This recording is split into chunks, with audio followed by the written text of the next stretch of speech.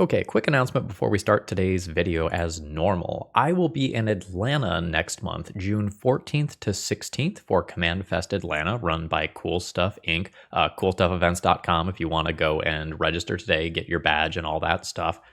My plan is to be there all weekend, like all Friday, all Saturday, all Sunday, just jamming games, playing Commander, be that, CEDH or just casual EDH. I'm going to have a bunch of decks there. If you want to get my tokens, if you want to get signatures on cards or playmats, that's a great opportunity to meet me.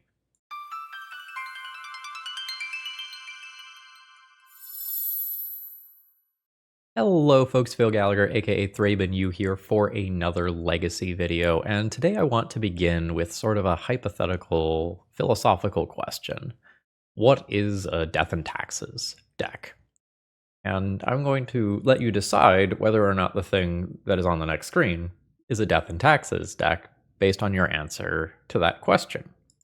So a lot of times you might say, well, it's a white control deck where the controlling elements are attached to creatures. And it very notably plays things like Aether Vial backed up with tempo elements like Wasteland. But the thing that John has submitted is sort of this unholy amalgamation between a Stompy deck and Death and Taxes, where it kind of hits right in the middle. It is still an Aether Vial deck. It does still have a lot of the traditional lands that you see from Death and Taxes, as well as some of the traditional creatures. But at the same time, this is also an Ancient Tomb and Urza Saga deck list, and this is going much bigger than a traditional Death and Taxes deck would do. So you might expect to see, more 1 and 2 drops here. You would expect maybe a maxed out set of Mother of Runes. You would expect Thalia, Guardian of Thraben, Flickerwisp, Recruiter of the Guard. And instead, to take advantage of this Ancient Tomb mana base, we have creatures like Archon of Emeria and Anointed Peacekeeper that are accomplishing the same sort of role as Thalia, albeit slower in this case. And we also see some things that used to see play in Death and Taxes, but have kind of gotten power crept out of the format. So this is like a big Death and Taxes deck. This is like a slow Death and Taxes deck. I hesitate to use the word slow here because we are playing more acceleration than normal in the form of Ancient Tomb. As I play through this league, one of the biggest questions that I'm going to have is does Aether Vial still make sense in this deck? Aether Vial is a cool silver bullet to go and get with an Urza Saga, but at what point are you actually happy with the value that you generate off that Aether Vial? Probably once you put a 3-drop in play, and if you go and get your Aether Vial off an Urza Saga on turn 3 or 4, and then it ticks up to 1, ticks up to 2, ticks up to 3, and then 3 turns later you get a ton of value out of it. Is that good? It feels a little slow there. So I wonder if Chrome Mox is better in this hybrid deck than Aether Vial is. John's been working on this deck off and on for the better portion of a year. I think they played it at Eternal Weekend last year and did somewhat respectably with it. So the core idea is at least salvageable, maybe good, and we'll just kind of see how we feel. Just talking about the mana base a little bit more for a second here. There are 12 colorless lands in this deck and 11 colored lands in this deck. That definitely makes me nervous. And this tells us that sometimes we are going to be keeping colorless hands with Ancient Tomb and Urza Saga as the plan, and we'll kind of shift into this Death and Taxes Hate Bear style deck a little bit later on. But I'm going to go ahead and run this as John originally submitted it, because I want to see how the deck plays out as it was submitted. As far as the sideboard goes, nothing too surprising here. You see a decent amount of fast interaction and then a decent amount of slower interaction being added to the deck for those times that we need to get rid of the removal spells because they're not going to particularly be good. We've got at least 8 cards that we're going to have to think about cutting and maybe touch the Spirit Realm as well. So we need a lot of generic cards that we can board in, and Skyclave Apparition seems to fit the bill of, hey, answer the thing that your deck otherwise can't answer in game 1 outside of Touch the Spirit Realm. So yeah, let's go ahead and hop into the matches here. Now this stream is sponsored, this video I guess, it's not really a stream, it hasn't been a stream in a long time. This video is sponsored by TOAmagic.com. And should you end up going to Command Fest Atlanta, you can sell to them. Or if you want, you can order cards online and pick them up in person rather than having to run around the dealer hall looking for the things that you need. And let me tell you, I've ordered things from TOA before at like Magic Cons and stuff, and being able to just walk up to the booth, know where my cards are, and having everything for my deck is always just really nice. That being said, let's battle. Oh, promo code ThrabenU, save 5% on your order. Now let's battle. All right, the first opening hand is a weird one. I have turn 1 Vial into Theoretical Wasteland, but then my next couple of turns don't really look good, so I think I'm going to fish a little bit harder than this. This is a much stronger hand. This hand is in fact quite good. Do I need white in this deck? Not really. And that's probably why the planes count is so low. I think I can throw back second basic planes here. And we are going to try to beat down with turn 1 boots, turn 2 bring the piece, turn 3 bring the piece harder, equip boots, the piece is here, and the piece is angry. Oh, don't reanimate me. I'm scared. I'm just a boy. Fuck. Okay. We are a Source of Plowshares Solitude deck. This is beatable. It's a 4-turn clock if it's an Animate Dead. Oh, and a Stalker, too. And my opponent did descend. Yikes. So, 8, 16, 24. Both of these have, like, Menace and stuff, so these both have Evasion. I think I'm going to take some draw steps. I think Plains Lava Spur Boots is more confusing than it is revealing. Like, I don't know that I would suss out what exactly I am playing from Plains Lava Spur Boots. They liked whatever card they looked at with that land.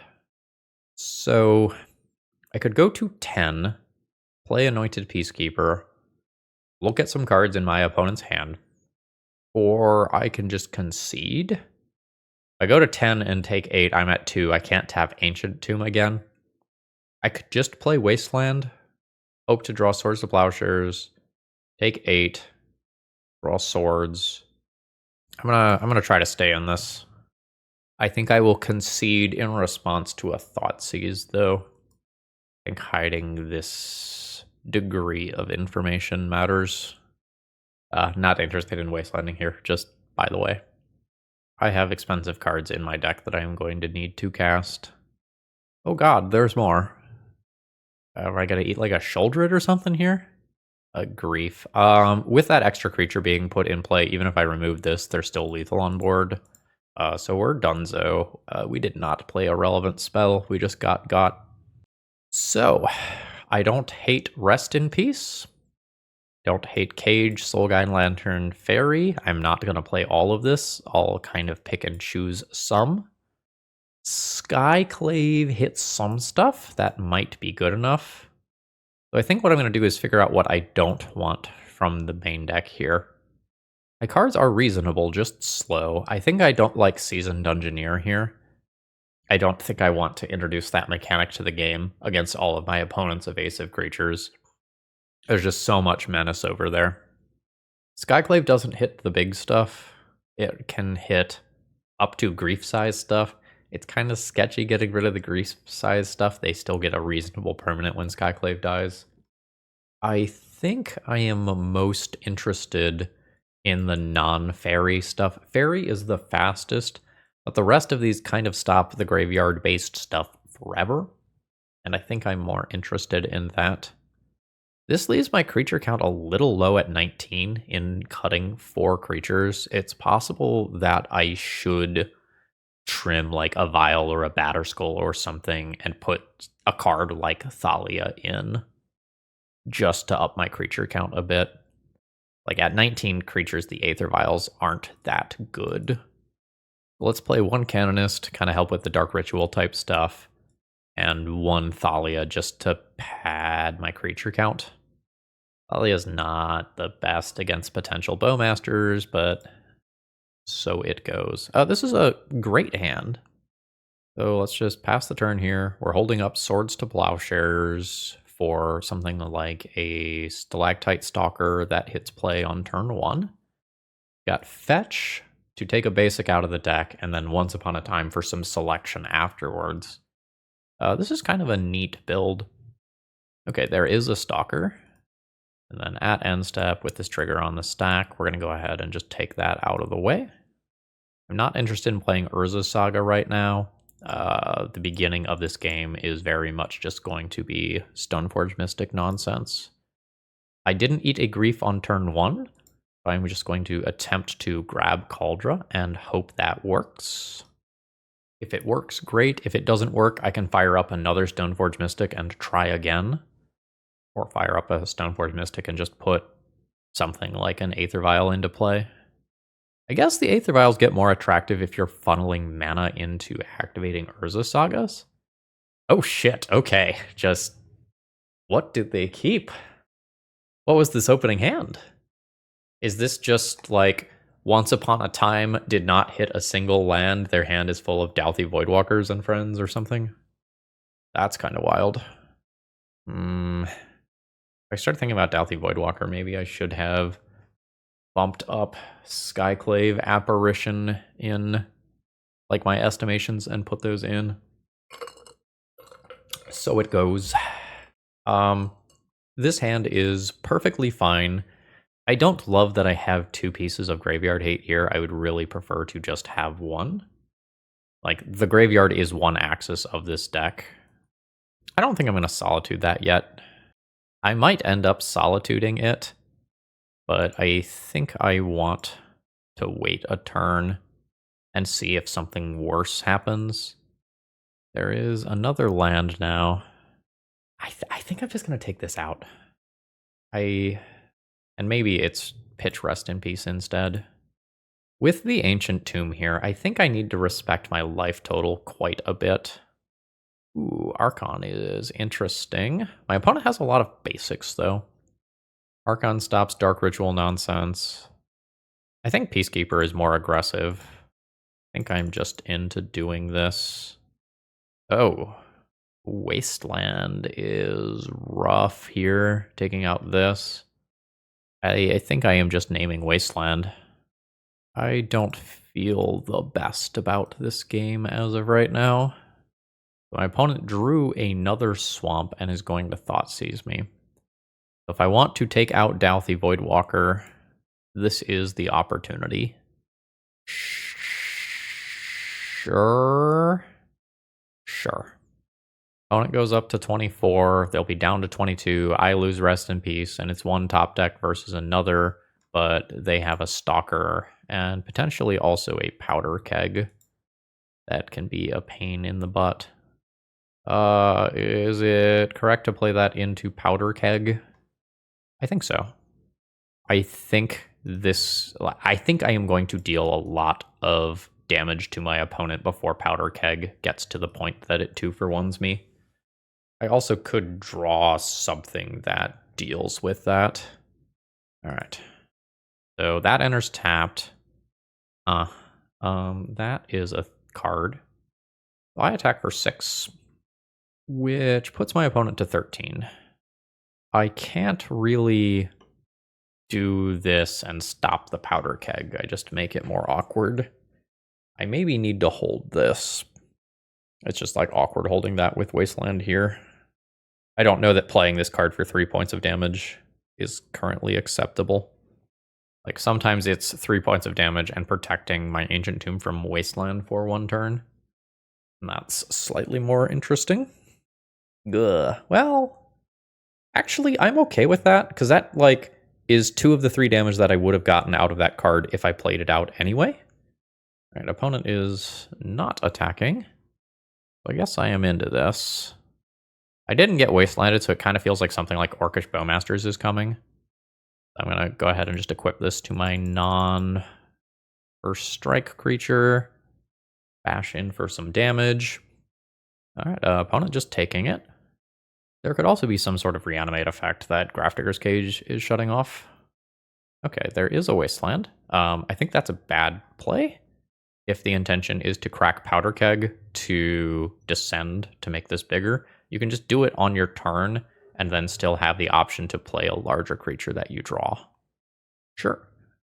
We'll see if it ends up mattering. Like, my opponent's life total is low, but I don't have mana right now. You are a turn too late. Like, that would have taken out the Powder Keg. Oof. And now, one of my potential problems is that I have some large things in my deck that I can't cast on this mana. I have boarded out the Seasoned Dungeoneers, so that helps a little bit. Got it. Stoneforges are much worse now. I can touch the Spirit Realm for 3 life here. I'm taking 7. I think I am not going to do this. If I draw a land, I can just permanently remove the opposition agent, rather than just use this as a life total oriented play. I did not. So I play Giver. Giver has to chump block, and at that point, I don't really think I am on outs. I'm going to go ahead and concede. We did not have gas left over. We double solituded at the beginning of the game. We weren't getting to the point where we hardcasted these ever. Like, it's turn 8, and I only got wastelanded once. So we never got the second white source or the 5th mana to make these potentially hardcastable. So it goes. Today's video is sponsored by Moxfield.com, and honestly, they're just the best at what they do. If you need to keep your deck lists online, this is the way to do it. They have all sorts of different viewing options. You can condense that text if you like things to be tight. You can make them visual grids. You can put them in stacks. You've got all sorts of different ways to kind of view and visualize your deck lists, and they also have some really cool functionality, like allowing you to see playtest hands and even fully playtest your decks. So check them out. Okay, so this is a really neat hand, right? So we can lead on Urza Saga Aether Vial, funnel our mana into Urza Saga over the next couple of turns, and then start working on putting these cards in for free. This is a very, very different sort of hand, and I'm excited to see how it goes. I am not 100% sure that this is better than just playing out Anointed Peacekeeper on turn 2 while holding up, like just playing Vial on 1 and this on 2. But I want to know, specifically against the context, like in the context of Volcanic Island, where like Daze is getting involved, like it is probably very good to funnel mana into Urza Saga early on. Urza Saga is a hell of a drug. Yes, I'll remove that next turn in all likelihood. Although sort of weirdly, I guess my spell will be Dazeable because I'm gonna funnel mana into Urza Saga. Opponent likes their cards with the Ponder. I like my Urza Saga Construct token. File ticks up. Ooh. Ooh. Okay, this is feeling kind of dirty. I like this. What am I most interested in here? I think I'm just wastelanding my opponent rather than equipping Lava Spur Boots, but I'm like not 100% sure. I've got a Swords to cover a Murktide Regent. If that happens, maybe I can just Boots my opponent. I don't know, I still have a lot to do with my mana. Just gonna get Boots. Like, yaw.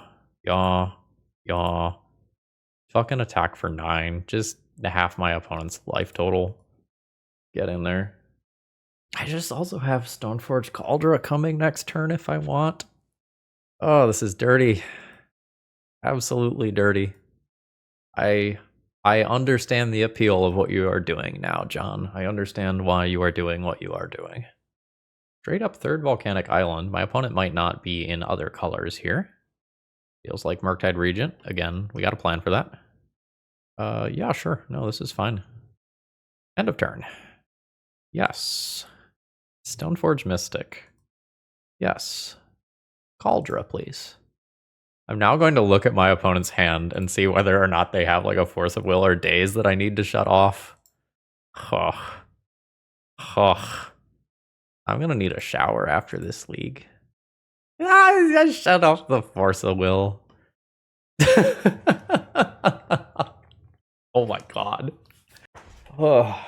So this is the power of Ultra Instinct. So what do I want to do? This is reasonable. This is reasonable.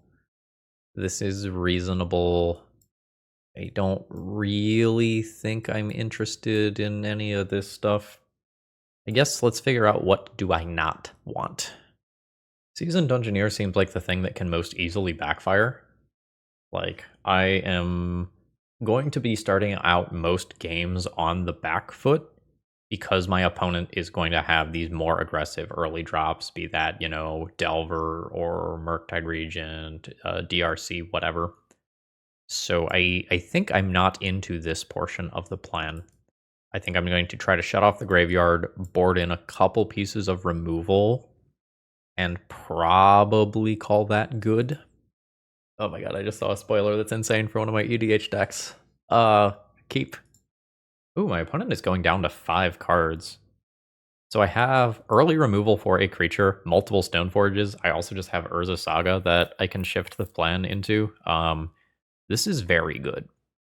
I think given that I have so many Stoneforge Mystics here, if my opponent plays a creature, I just swords it and I don't care about days. Alright, they are going to crack the bauble immediately.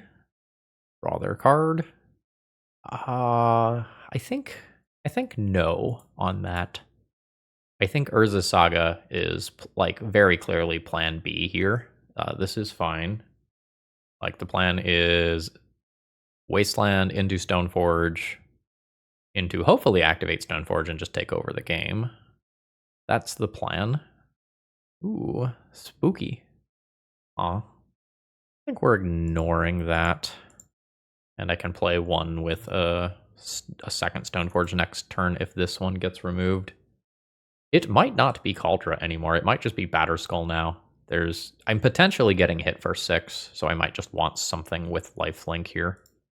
Jitte would be hot if I had Jitte. Alright, goodbye Stoneforge. Now my opponent can use this to help flip Delver. My Stoneforge is dead. Alright. So Delver did not flip. I am thinking about my land drop and whether it's like Plains, Urza Saga, or Ancient Tomb. If Stoneforge Mystic dies, I would like to be activating Urza Saga next turn. I guess I can still do that off Ancient Tomb, but that's a bit costly. My opponent junked a Lightning Bolt, which seems like a really good card. I think I'm going to do this. We'll drop Stoneforge. Yes. Boots? Boots play Boots, Hasty Batterskull next turn? That's better than playing Aether Vial when I have 0 creatures in hand. No days. Okay, cool. Force of Will. That feels a touch late. Cool. This means my Stoneforge is living. Alright, Urza Saga ticks up. I need 2 mana to put in my critter. I messed up. I should have set a draw step, stop, and wastelanded this land. I guess I can... No, I can't really do that. Yeah, okay, that is just an objective play error. I think I like put in Batterskull, attempt to equip Batterskull, and wasteland my opponent. Let's make them commit their mana now. It is red. Red probably does not immediately answer Batterskull. So, booties, combat, 5 with lifelink. Opponent has no lands. I get to do cool Urza Saga stuff. Get a Shadow Spear as well. Alright, there is a land. I guess from my opponent's point of view, they might have been digging for a land, and that's why they got rid of second Lightning Bolt. That's real cool. I don't think I need it right now, but it's real cool. Shadow Spear into play. Urza Saga. Boots to token. 3 card types in graveyard. I don't think I need to endanger the Stoneforge in combat. I think it can just chill. Alright, opponent's just taking a beating here. We have gotten the GGs. This round is the recommended round. That was insane. Alright. We have gotten paired against Ink Matt Nexus, which is a great username. Good luck, Matt. My opening hand is solid. We can play turn 1 sort of ambiguously and then decide whether or not Stoneforge Mystic or Archon of Emeria is the way that we want to be going. I'm probably only going to end up doing one of them, Solitude is probably going to remove a ninja next turn. So, the real question here is, do I even play Shadow Spear this turn? I think the answer is no. I would rather play Solitude around Daze. So I think we're just gonna pass a turn here. So I imagine we're going to see a Yuriko or equivalent being put in here. Maybe I should have made Caracas as my land drop. It's only a Moon Circuit Hacker. Do I still want to remove it? This one just loots. I think I'm still going to remove it. It's a little awkward if they have a second Moon Circuit Hacker. I don't think I want my opponent to draw the card. All right, cool. Dodged. We'll probably see the post-combat Ornithopter come back. My Wastelands aren't great here. I think oddly I'm into this. I think I want to play this Stoneforge around Daze. This card seems very important, because it's kind of all I have going on. I also think I get Batterskull instead of Kaldra. I think Kaldra is the better card, but I think this Stoneforge Mystic is not long for this world. Some sort of fatal push style card. Feels very likely. My opponent hasn't cracked this fetch land yet. No? Okay. Third land drop. Are we in Esper? Or is this just a random blue fetch land? What would be the draw of Esper? Pest control? Question mark, question mark, question mark. Oh, does Satoru interact with ninjutsu? Feels like it does. That could be a reason why my opponent is doing what they're doing. All right, there's a Yuriko. That's not the biggest deal here. Changeling Outcast. Got it. I can take that damage. Okay. That feels awkward here.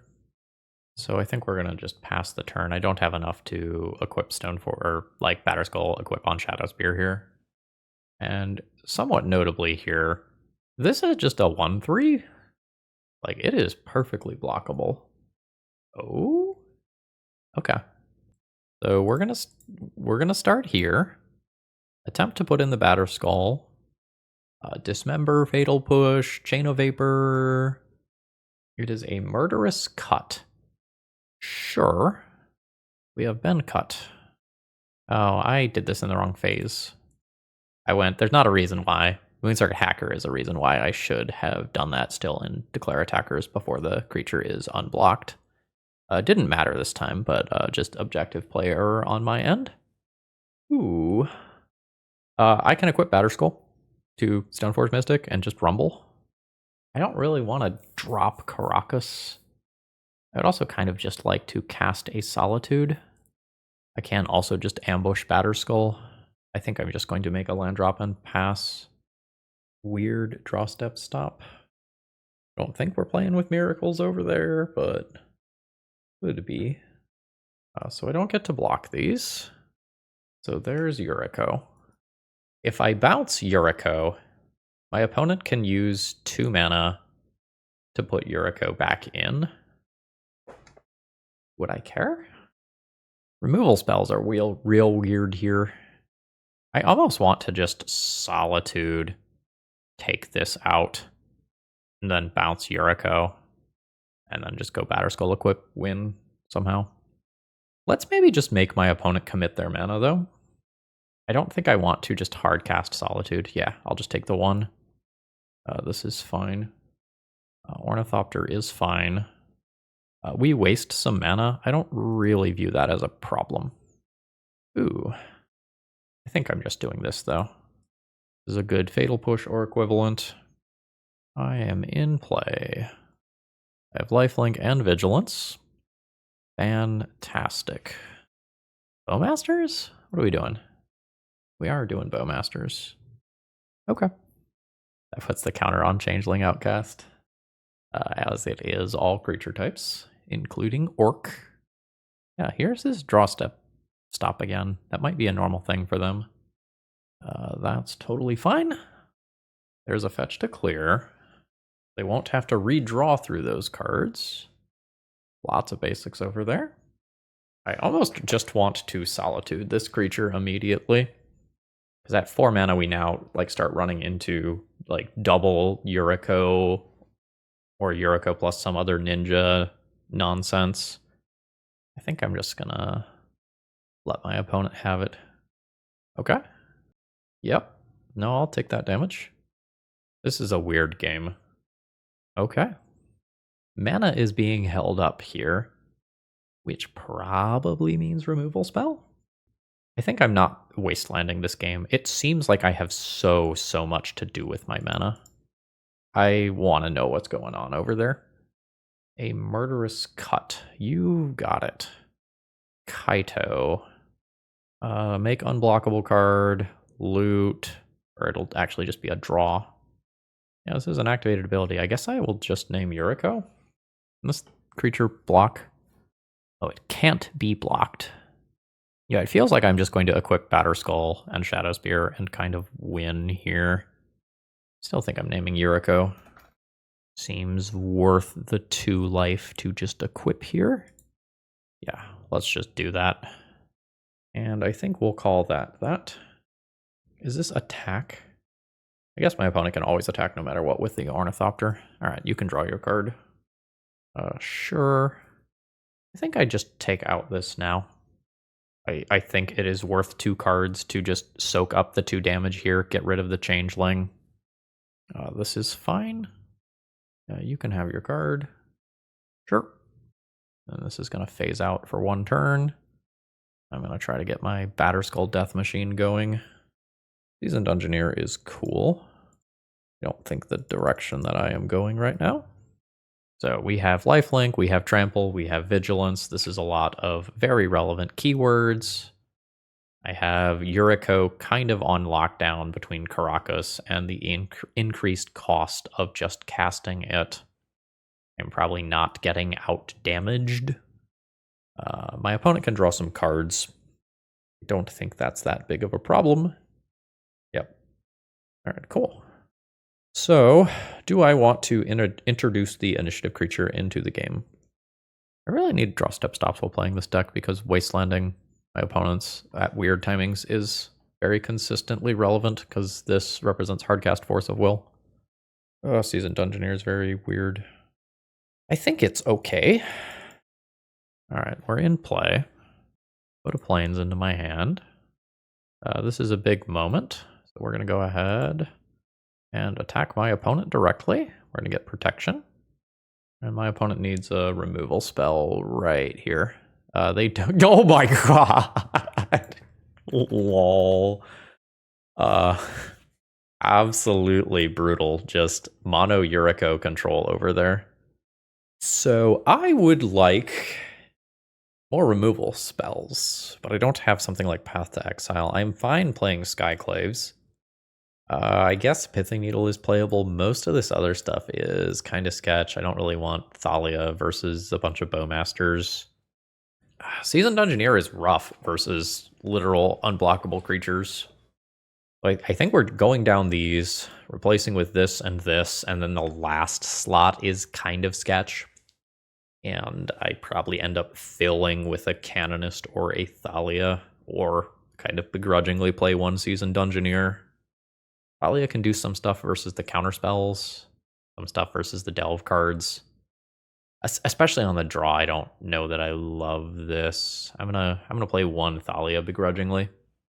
Okay, hands and auto mulligan. I have no mana. My opponent has also mulliganed. My hand is fine. I probably keep this, put the Batterskull back, and probably end up playing out Urza Saga on turn 3 here. I just have good things to do with my mana in the short term. All right, great. No Ornithopter or Changeling from my opponent. So I might end up getting a decent tempo play with this Swords. No fetch. All right, main phase fetch. Into a Brainstorm. Sure. Oh no. That sure isn't another land. I could Swords this Ornithopter and then play Urza Saga. I don't think I'm going to do that. I don't think I want to funnel mana into Urza Saga at all yet. Oh no, it's another Brainstorm. So this is going to brainstorm through some of the cards that they drew last turn as well. Really hoping for a fetch land to clear some cards and, also just physically make the land drop. Okay, there is the land drop. Basics, not wastelandable. There's a Changeling Outcast. End of turn, I think I am going to just Swords to Plowshares and take this out. Kaldra is not a good draw. So I could Skyclave, just take out the Ornithopter, and then my opponent can't put in a Ninja immediately. It kind of feels like I'm trying to be the beatdown, though, so I think I'm just going to put in a 3-power creature of some kind. Not sure which one of these is better. I'm going to assume it's the Peacekeeper. Okay, we got an Infiltrator for our trouble. And now we'll see what my opponent can do. I don't have to get Urza's Saga value. Kaito? Nope, just cheeky Ornithopter attack. Sure. I think I'm just taking my Urza Saga value. And I can be holding up Caracas and whatnot while this happens. Alright, Ornithopter is now hanging out, being bros, having a good time. This is Bowmasterable. So we'll see if I lose one right now. Ooh, I don't. Dress down is a thing that could happen. I think given how much shit is in my hand, I am just going to take an Aether Vial here. This is a 3/3 creature. My opponent has already had opportunities to Bowmaster and kill this, so I am just going to swing in with it. Oh. Okay. My opponent's double brainstorm situation must have still been quite bad. Or it's about to just be a board wipe of some kind. It is a board wipe of some kind. Got it. This Vial is going to start doing gross things. So here's Stoneforge. I have another one for Vial next turn. Yes. I think since I have a second Stoneforge, I am just going to get Batterskull. Normally I don't like having 2 large pieces of equipment in my hand at the same time, but I think in this particular context it makes sense. My opponent has to have some cards over there, so removal is not surprising. I could have played out Giver to play around that edict specifically. I'm not sure that it would be correct to do so, because I did just see Toxic Deluge. So I think I am happy enough with where we're at. Awkward, but I think acceptable. I think I would like to use my mana this turn. We'll play Thalia Heretic Cathar. I don't need to push this 1 point of damage here. Love that for me. Sudden Edict. So if my opponent has that, they probably cast that before they play their land drop in case I don't sacrifice this. I think I am getting rid of Thalia Heretic Cathar here. I think just protecting Stoneforge for 1 turn cycle is a really big deal. Let's floop that into play. Yes. I think I'll pick up Lava Spur Boots. I'm fine with this going to 3 for this Skyclave. I think this is just putting Kaldra into play and rumbling 4/5. And then if I draw another land, it's just Batterskull. Or I guess it's not immediately Batterskull plus haste with Lava Spur Boots. But I'm at 20, so my life total is doing fine. I'm also relatively protected versus an Edict. That's fine. That is also fine. I don't even know that I flinch against those. Or wait, 5, 6, 7, 8, 9. Okay. Given that is how the numbers work out. My opponent's got 1 card left. They just did not succeed in drawing an additional card this game. Like, there was no source of card advantage.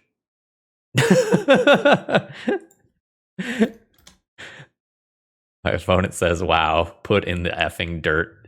Yeah, no, that was brutal, Matt. GG's. Okay, I don't think I like Urza Saga into Vial. I don't think I'm into that. I think think we can do better on the average 6 was going to be the rest of that sentence. Yeah, I don't think so. Well, the player draw. Multiple ties. I am on the play. This is my 5. This is my 5 that has no real castable spells unless we count Pitch Cast Solitude. I have 11 white sources in my deck. I probably have 15-ish good draws, not counting Vial as a good draw. 15 out of 53, not the worst. I think this is a worse keep than Ancient Tomb plus Urza Saga as a 2-card hand, so... Fuck. Why? What have I done to deserve this? 4-card hand. 1, 2, 3, 4? No, I don't think I can do it. I don't even know that like 1, 2, 3, 4 is particularly good either. Like this land just disappears. I'm gonna fish for Urza Saga Ancient Tomb. Why? I don't know that I've seen white mana this entire time. I'm fucking cursed. Urza Saga Ancient Tomb. Fuck me. Okay, fine. Wow. Absolutely terrible. Everything that's expensive goes back. And then I think I'm just keeping 2 mana sources. That was rough. This is, I suppose, the risk of playing a deck that looks like this one. Oh, are we just gonna like die on turn 1 anyway? Okay, well that's fine. None of my hands beat like turn 1 Beseech, so we can quickly move to the next game. Echo of Eons, you coward. Don't you dare just Burning Wish and make goblins. This is 4 mana. I assume it's goblins. There might be just a lethal Beseech line, actually. Yeah, so there's Beseech. Beseech gets Gaia's Will. Then Opal, Lotus Petal, LED, tap, Opal. Yeah. This is going to kill me. So there's the 4 mana. Here's the Beseech. Beseech into Tendrils. And they've got it. Concede. So kind of like we talked about in the deck tech, this is the point where like these Solitudes and Swords to Plowshares become quite bad. So the stuff that interacts with the graveyard is fine. The Deafening Silences, Canonists are fine. Rip Thalia, fine. Pithing Needle, Skyclave technically do stuff, but are kind of sketch. So the first thing I'm going to do is cut these 8 spells. That gets us some of these 12. I don't super need Shadow Spear. I probably keep 1 of Shadow Spear or Batterskull. I think Batterskull is going to go first. Lovespur Boots is nice for the haste. Cauldra is nice for the haste. I maybe want something that can gain me some life so that I can put myself out of some Gaia's Will lines.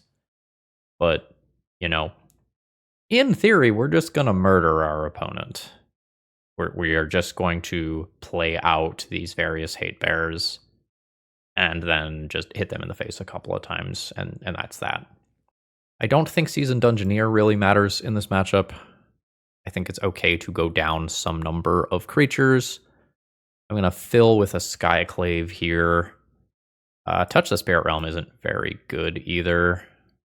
It can technically go after some artifact mana. It's just kind of a bad rate. This is also a matchup where I can totally see junking Aether Vial. I'm going to keep 1 of these, I guess. Yeah, so the goal is make opponent not win. This is a great hand if I don't get turn 1'd.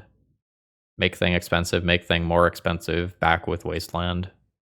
I just boarded in how many turn 1 plays? 1, 2, 3, 4, 5, 6, 7 turn 1 plays. I don't think I keep this on 7. Nope. We'll go to 5. This is fine. I'm just going to pitch the Vial. It does not seem necessary when my hand just innately has this much mana. So we'll start out on a Deafening Silence. That'll slow down my opponent a lot. I potentially lose this to a Thoughtseize in this first turn cycle. And then go after my opponent's mana, buy some time to get somewhere else. Unless I just immediately eat Force of Vigor. Nope. Ooh, maybe no Thoughtseize. Okay. There's your 1. Well, that's a hell of a card to draw. Very happy with that, because this means that a single Force of Vigor style card does not take out both of my hate cards anymore. I'm expecting, well, maybe you don't Surveil Land into Wasteland, but they might not have too many options as far as land drops go. They like whatever they saw, though, so... Oh. They apparently did not like it that much. So don't really have a lot of ability to make myself faster against them on the draw here. Got 2 fairies. There's one of them, but there's no lands here. I'm thinking about it, though. I'm absolutely thinking about it. 23 lands? Let's say no. So this one does not have a turn 0 defense. It has a turn 1 defense, which isn't great versus Thoughtseize. I don't think I am going to mulligan deeper than this. I think I'm just going to kind of hope I don't get turn 1'd. Well, I accept. My hand is much worse. I have no turn 1 or turn 2 play unless we count bouncing, pseudo-bouncing an artifact. I guess I can wasteland. That's not like the worst. My opponent kept their card and is now kind of sitting there thinking. How bad is it? Like, am I going to die? Or is this just play out some artifacts and pass the turn? It's beginning to feel like I'm going to die. Storm is 6 already. Ooh. Oh my god, deafening silence from the top rope. Better lucky than good, I guess. So, like, potential micro misplay on my end. Against a deck that doesn't have Wasteland, I should probably play out my Caracas prior to my Plains, because Massacre is technically a card that my opponent could be playing. And since I am largely a single white pip deck, I could potentially play this game without ever putting a Plains into play. Alright, that's your 1. And then a fetch to clear. So the more interesting question here is, like, am I going to wasteland my opponent? It feels like no, right? It feels like if I stick Archon on top of Deafening Silence, that probably does it. No? No? Unless you're channeling. Ooh, okay. Please don't combo me immediately. Am I dead to Beseech? That 4 mana into Beseech? I have to tap Mox Opal first, if that's the case. Oh. That's actually fine. Yeah. Can this hit an enchantment? No, right? Artifact or creature. This could hit it, though. So my opponent can't top deck a Beseech or an Echo and do it. So I think I just Skyclave the Song and then play an Archon the following turn. That seems fine. I enjoyed the part where I did not die. Get out. Yeah, so now I can Archon and Wasteland. And I can Wasteland prior to playing the Archon to make it harder to kill. Probably take out Bayou. It's probably easier to actively kill Archon with Bayou. Although maybe I just take out the thing that cantrips. Honestly, it probably doesn't matter too much. Yeah, this is like yet another time where I would want a draw step stop to Wasteland Volk before I proceed to the rest of my turn. It's weird that I want that so much with this deck. Okay, I have a hand with lands and spells, and I have to decide if it's keepable. I'm just like not doing anything with any degree of urgency. If Swords to Plowshares is fine against my opponent, this hand is okay. If it's not, this hand is too slow. I'm going to try keeping this one. I think this one's sketch. I think land. Ooh, that probably means that this hand is not going to be the best. Oh, it might be Green-White Reclaimer rather than actual lands. In which case, I swords a Reclaimer. Okay, never mind. Sure. Okay. That was a card that I like very actively wanted. I think that first burst of mana to put this into play and like maybe tax Life from the Loam or something is quite fuck. Wait, I'm okay. So I think this is the way that I approach this. And then my opponent wastelands my wasteland, and then I will wasteland their Lush Portico, and then they can use this mana to do the whole Dark Depths thing. And then I will Swords to Plowshares. Yep. You have a 2020. You had a 2020. And 40 life matters a lot less if I am whacking my opponent with Seasoned Dungeoneer. Oh, baby. Yeah, we're going. We're going. I will name Life from the Loam, please.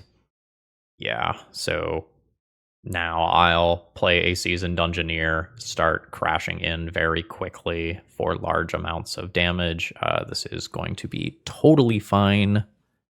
Let's do this. Into this. Grab a basic. Crash in with Peacekeeper.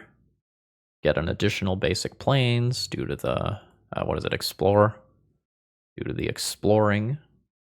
Cool. Forge is fine. I think I just want to make this creature thicker. Cool. Play this out.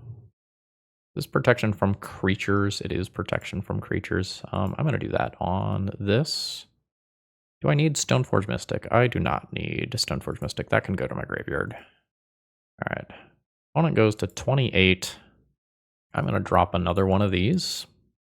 We are now going to move to Trap. And again, 40 life is going real quickly right now. We are perfectly fine against even Tabernacle here. Like, I can very easily just pay, yeah. Yep. So, if I were the opponent, if I saw someone Wasteland Lush Portico rather than one of the combo pieces, that would tip me off like they clearly have an answer to the Merit Lage. And I don't know if they had this crop rotation in hand at the time, but if they had waited, they might have been able to wiggle into a spot. You know, it's tough seeing like Solitude, Caracas here, and like maybe they don't just ever beat that. But that's kind of where my head is at. So I have a lot of playable cards that are maybe not the best. Like this stuff. What is bad? I want some amount of graveyard stuff. I have a fair number of non-basics. I can get Wasteland locked. I think we're going to do this as never cut. So like never cut, never cut, never cut. These are expendable. Never cut, never cut, never cut. So this is the stuff I kind of have to work with. First thing that comes in is Pithing Needle, probably followed by Rest in Peace. Just nuke the graveyard forever. I can probably get rid of a piece of equipment. Can probably get rid of an Aether Vial. Get myself searchable graveyard hate. And then I think I'm going to make this substitution and not play Fairy. Shadow Spear is kind of weird. It might be better than Batterskull. This is a 6 that I would probably keep.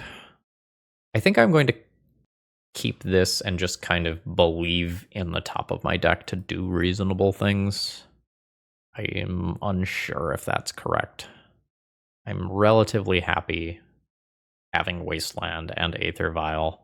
I get to deploy the Aether Vial early. I can just play Urza Saga on turn 2 if I don't think I am going to get Wastelanded, and I can funnel mana into that while Vial ticks up. We'll see, though. Sure, Savannah to Yard. Basic land, pass turn. So now what? I can mess around with Stoneforge Mystic immediately. I don't really know that that makes sense. I think I'm into just putting this land into play, deploying an extra Aether Vial, not immediately messing around with Urza Saga. It feels like I have okay things to do with my mana for a little while. And we'll just stare at each other a bit. Don't mind that. I could just Wasteland my opponent's Wasteland and then play my Caracas defensively. It's kind of bad versus crop rotation. I think I'm just going to make basic planes and pass. Alright, so my opponent Wastelands. I will Wasteland back. They will probably crop rotation. Sure. Now, is this a combo piece or is this just a Saga? Blast Zone. Sure. This has resulted in me being able to keep this Caracas for a little while longer, which I am a pretty big fan of. My opponent cracks this for 1 to blow up these vials. So I will put in a Stoneforge. I'll pick up Kaldra. I am fine losing these vials. I do just have another. Ooh. I think despite picking up Cauldra, I am just into this line. Just take out a Mox, attack for 1. You can make an argument that I Ancient Tomb here instead, but I think if I play Ancient Tomb this turn, I end up taking an absolute shit ton of damage from it over the course of this game. Swords is fine. Cauldra gets stuck in hand. That's not a real problem right now. 1, 2, 3, 4, 5, 6, 7. I can eventually, like, cast the Cauldra. I think I will end up just killing my opponent with an Urza Saga token, though. Like, that is the current plan. And we do have Caracas available as well. I would love to draw something like a Rest in Peace, just clear out this graveyard. Opposing Caracas. Yeah, I mean, that's why I wanted that. That was my opponent's land drop for turn, though. Yes. Ancient Tomb. 1, 2, 3, 4, 5, 6. Could cast Cauldra next turn in theory. I could just get Wastelanded off this Urza Saga. If I get Wastelanded off the Urza Saga, then I want to actually play Ancient Tomb this turn. A little weird, but I'm in. Send it. Opponent has great options over there. Wasteland, Maze of Ith, Blast Zone, Dark Depths. That covers a lot of different bases. Oh, okay. My opponent should Wasteland Urza's Saga so that I can't fish out Graveyard Hate. But then they can do something like Maze of Ith as a follow-up. Sure, no, that's reasonable as well. With Maze of Ith and Blast Zone there, I think it's kind of hard for me to kill my opponent easily. Have a mana base that is somewhat resilient to being like wastelanded out of the game, but I am on the wrong side of this matchup right now, I think. What did I do with like Seasoned Dungeoneers? There's a couple in the deck. I think I'm probably moving Vial up. I guess there's Solitudes as well as something that I need to be thinking about. Yep, that's fine. So we will send this to 3. Oh, that's very good. Yeah, you got it. That's a Solitude. I think that's just something that I'd play as a 3-power creature. Like, my opponent's at 8. And I know that I need more than one creature in play if I actually want to accomplish damage. Yeah, float mana. Play Duder. Don't exile anything. Yep. Thanks, I hate it. But now I don't have good attacks.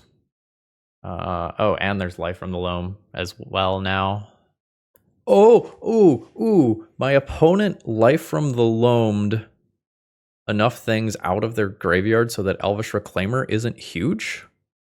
So, what we do is drop Anointed Peacekeeper. Yeah. I think name Maze of Ith and try to push damage. I think my opponent is winning the long game. I am going to try to win the short game.